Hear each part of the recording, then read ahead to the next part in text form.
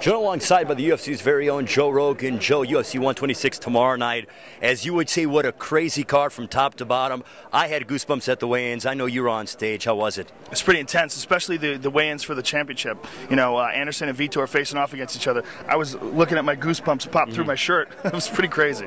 Now, this card is unbelievably stacked from top to bottom. I mean, do you remember a card that was like this? I mean, there's so much energy from the first fight all the way into the main event. Every fight looks tremendous. Yeah, it might be one of the best cards we've ever put on. I mean, on paper, who knows? You never can tell until they actually get into the octagon how it all plays out. But on paper, between Jones and Bader, between Miguel Torres and Antonio Banuelos, between, you know, of course, Anderson Silva versus Vitor Belfort, and then Rich Franklin versus Forrest Griffin. It's an incredible card. Let's talk about the hometown boy, Miguel Torres. He's making his UFC debut. How excited are you to finally see him step inside the octagon? Well, I've seen Miguel fight many times. I'm a big Miguel Torres fan. I saw him when he was WC champion, and I think, look, Miguel has gone through some ups and downs, and I think right now he's in a really, really good place. The shifting of camps, moving to his camp to the TriStar Gym and working out with Faraz Sahabi and George St. Pierre's camp, I think that was a huge, huge move for him because, you know, Miguel is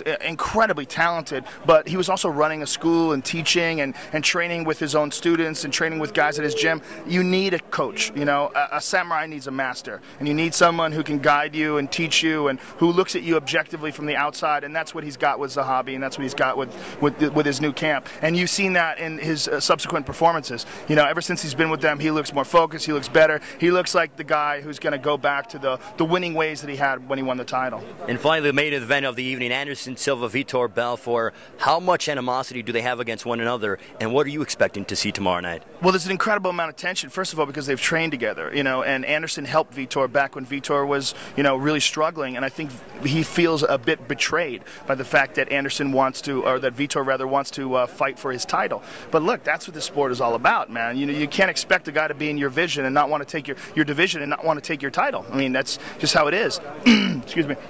So there's an incredible amount of tension, but there's also a credible amount of tension because they're trying to play mind games with each other. They're trying to get every single possible advantage. That's what the face-off is. They're trying to get inside of each other's heads, every possible inch that can be gained, because they both know that skill-wise, they're very, very similar. You know, very, very closely matched. You know, there's some strengths that Anderson has that Vitor doesn't possess, and there's some strengths that Vitor has that Anderson doesn't possess. But on paper, man, this is a very difficult fight to call. Prediction for the main event? I have no predictions. Nope. An excellent fight. That's my prediction. Joe, thanks so much. We look forward to seeing you tomorrow night, live and only on pay-per-view. Thank you. Appreciate it, man. Joe Rogan joining us.